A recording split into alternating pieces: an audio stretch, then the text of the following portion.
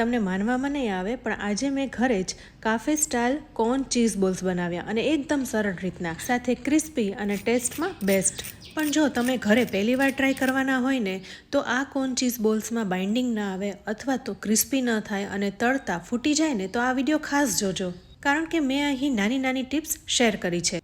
તો શરૂઆત કરીએ મકાઈથી. અહીં મેં એક અમેરિકન મકાઈને બાફીને એના દાણા કાઢી લીધા છે. સાથે 25 ગ્રામ જેવું શિમલા મિર્ચ અને 5 થી 6 લીલા તીખા મરચાં લીધા છે. આ બધું આપણે ચોપરમાં ચોપ કરી લેવાનું છે. તો અમેરિકન મકાઈને ચોપરમાં ઉમેરી દીધી છે. સાથે શિમલા મિર્ચ અને તીખા મરચાં પણ ઉમેરી દઈશું. હવે આ બધું ચોપ કરી લેવાનું છે. તો તમે જોઈ શકો છો એકદમ સરસ રીતના ચોપિંગ થઈ ગયું છે. તો હવે એક બાઉલમાં કાઢી લઈશું. સાથે મેં 3 નંગ જેવા બટેટાને બાફી લીધા છે. હવે જેટલી મકાઈ છે એટલા જ સામે બટેટા છે. તો બટેટા અને મકાઈ સરખે ભાગે લેવાના છે. આ બટેટા ગરમ છે ને તો એને ઝીણા કાણાવાળી ખમણીથી ખમણી લઈશું, એટલે બટેટાનું ટેક્સચર એકદમ સ્મૂથ બની જાય. તો બટેટા ખમણી લીધા છે. સાથે આપણે અહીં બ્રેડ ક્રમ્સ બનાવવાના છે. તો એના માટે મેં 8 નંગ જેવી તાજી બ્રેડ લીધી છે. અહીંયા આપણે જેટલા કોર્ન ચીઝ બોલ્સ બનાવવાના છે એના માટે 5 નંગ જેવી બ્રેડ પૂરતી છે, પણ હું વધારે લઈ રહી છું. તો આ બ્રેડ ક્રમ્સથી જ કોર્ન ચીઝ બોલ્સ છે એ ક્રિસ્પી થશે. પણ જો તમારે બ્રેડ યુઝ ના કરવી હોય ને તો પૌવા છે, ચોખાનો લોટ છે, અથવા તો ઝીણી સેવૈયા આવતી હોય છે જેમાંથી આપણે મીઠી સેવ બનાવતા હોય છે, એનો પણ યુઝ કરી શકાય છે.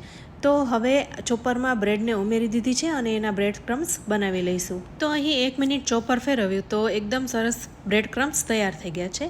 તમે આમ જ આને ડીશમાં રાખી દો ને તો 1 દિવસમાં સુકાઈ જશે અને પછી તમે એને સ્ટોર કરી લો તો જ્યારે તમારે કોઈ પણ વાનગી બનાવવી હોય ને એમાં તમે એનો ઉપયોગ કરી શકો છો. તો અહીં બ્રેડ ક્રમ્સ તૈયાર થઈ ગયા છે. સાથે આપણે લેવાનું છે 50 ગ્રામ જેવું પનીર. હવે ચોપ કરેલી મકાઈ છે એમાં બટેટાને ઉમેરી દઈશું. સાથે આપણે પનીરને પણ ખમણીને ઉમેરીશું એટલે સરસ રીતના મિક્સ થઈ જાય. અહીંયા મેં 50 ગ્રામ જેવું લીધું છે, પણ જો તમારે વધારે લેવું હોય ને તો લઈ શકાય.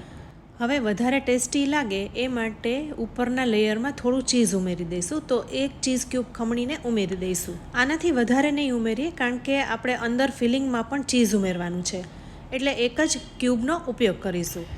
હવે 1 ટીસ્પૂન જેવા કાળા મરીને ક્રશ કરીને ઉમેરી દઈશું. સાથે ઉમેરીશું 1 ટીસ્પૂન ચીલી ફ્લેક્સ, સ્વાદ પ્રમાણે મીઠું અને 2 ચમચી જેવી તપખીર ઉમેરીશું. તપખીર ના હોય તો કોર્નફ્લોરનો પણ ઉપયોગ કરી શકાય. તપખીર છે એ કરિયાણાની દુકાન ઉપર આસાનીથી મળી જાય છે. તપખીરથી મિશ્રણમાં એકદમ સરસ બાઇન્ડિંગ આવી જશે અને છૂટું નહીં પડે. તો 2 ચમચી જેવી ઉમેરી છે, છતાં પણ હું 1 ચમચી વધારે ઉમેરી રહી છું એટલે એકદમ સરસ બાઇન્ડિંગ આવે. સાથે ઉમેરવાના છે મિક્સ હર્બ્સ. આ હું ઉમેરતા ભૂલી ગઈ હતી એટલે 1 ચમચી જેવા છેલ્લે મિક્સ હર્બ્સ ઉમેરી દઈશું. આમાં ચીલી ફ્લેક્સ, ઓરેગાનો, ગાર્લિક બધું જ આમાં અંદર આવી જતું હોય છે. એનાથી ટેસ્ટ એકદમ સરસ લાગે છે. તો 1 ચમચી જેવા ઉમેરીને ફરી બધું મિક્સ કરી લીધું છે. હવે 1 ચમચી છેલ્લી ઉમેરી એમાં સરસ બાઇન્ડિંગ આવી ગયું છે. તો હવે આપણે એક સ્લરી બનાવવાની છે. તો 2 ચમચી જેવી તપખીર અને 1/4 કપ જેવો મેંદો ઉમેરીશું. સાથે મસાલામાં 1/2 ટીસ્પૂન જેવા મરી ઉમેરીશું, સ્વાદ પ્રમાણે મીઠું અને 1/2 ટીસ્પૂન જેવા ઓલ સિઝનિંગ હર્બ્સ ઉમેરી દઈશું એટલે બધો જ ટેસ્ટ લેયરમાં આવી જાય. હવે થોડું થોડું પાણી ઉમેરીને પાતળી સ્લરી તૈયાર કરી લેવાની છે. એકદમ પાતળી પણ નહીં અને એકદમ થીક પણ નહીં. એ રીતના આપણે પાણી ઉમેરી દેવાનું છે અને મિક્સ કરતા જવાનું છે. તો અહીંયા મેં અડધો કપ જેવું પાણી ઉમેર્યું છે અને મિક્સ કરી લીધું છે. તો અહીં સ્લરી તૈયાર થઈ ગઈ છે. અહીં મેંદો અને તપખીર છે એટલે ગાંઠા ન રહે એ રીતના મિક્સ કરી લેવાનું છે. તો સ્લરી તૈયાર છે. તો હવે સાઈડમાં મૂકી દઈશું અને જે મિશ્રણ છે એમાંથી બોલ્સ બનાવી લઈશું. તો હાથમાં ચીપકે નહીં એ માટે થોડું તેલ લગાવી લઈશું અને મિશ્રણ હાથમાં લઈ અને એને ગોળ શેપ આપી દઈશું. મિશ્રણને થેપી લઈશું કારણ કે આપણે આમાં ચીઝનું ફિલિંગ કરવાનું છે. અહીં તમે જોઈ શકો છો મિશ્રણનું બાઇન્ડિંગ એકદમ સરસ આવી ગયું છે, જરાય છૂટું નથી પડતું. તો મિશ્રણ બનાવતી વખતે તપખીર કે કોર્નફ્લોર ઉમેરવો ખાસ જરૂરી છે. હવે મિશ્રણમાં આપણે ચીઝનું ફિલિંગ કરી દેવાનું છે. તો નાનું ચીઝ ક્યુબ ઉમેરી દઈશું અને એને સીલ કરી દઈશું.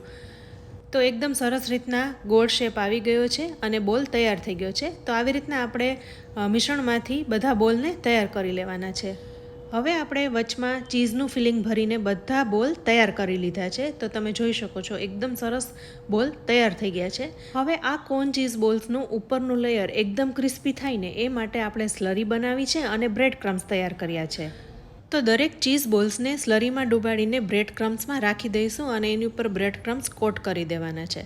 સ્લરીમાં આપણે ડૂબાડીએ એટલે બ્રેડ ક્રમ્સ આસાનીથી બોલ્સ ઉપર ચીપકી જશે અને એનું એક લેયર બની જશે. તમારે ડબલ કોટ કરવું હોય ને તો એ પણ કરી શકાય.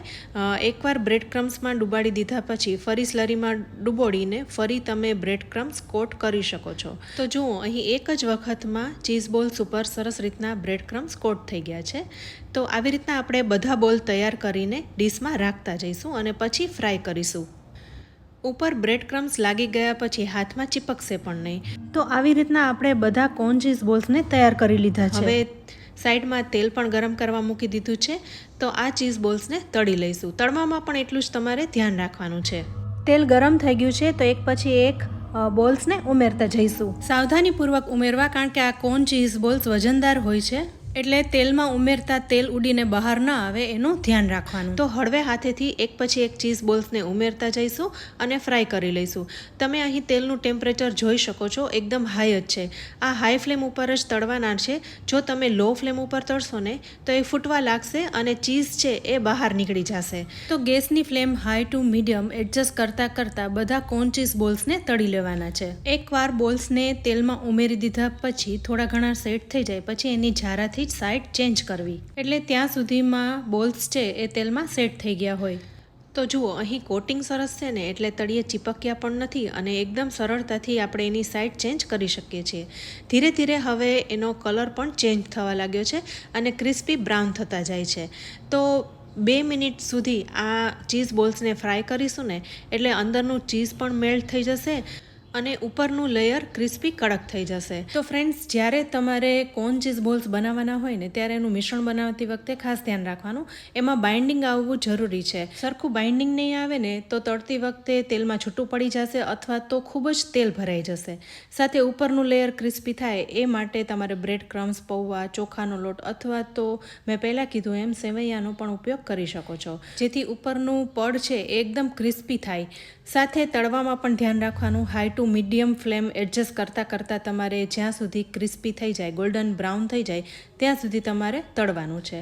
તો આવી રીતના તમે કોર્ન ચીઝ બોલ્સ બનાવશો ને તો ક્યારેય બગડશે નહીં અને એકદમ કેફે સ્ટાઇલ જ ઘરે બનાવી શકશો. તો ફ્રેન્ડ્સ, આવી રીતના બાકી રહેલા કોર્ન ચીઝ બોલ્સ પણ ફ્રાય કરી લેવાના છે અને ગરમા ગરમ સર્વ કરવા. તો અહીંયા આપણે બધા કોર્ન ચીઝ બોલ્સ તૈયાર કરી લીધા છે. તમે જોઈ શકો છો ઉપરનું લેયર એકદમ ક્રિસ્પી થયું છે. તો આ ગરમ ગરમ જ ખાવાની મજા આવે છે. કાફેમાં પણ એકદમ ગરમ જ પીરસાય છે. અહીંયા મેં પ્રોસેસ ચીઝનો ઉપયોગ કર્યો છે પણ તમે મોઝરેલા ચીઝનો પણ ઉપયોગ કરી શકો છો. આ કોર્ન ચીઝ બોલ્સને હું ટોમેટો સોસ સાથે સર્વ કરી રહી છું.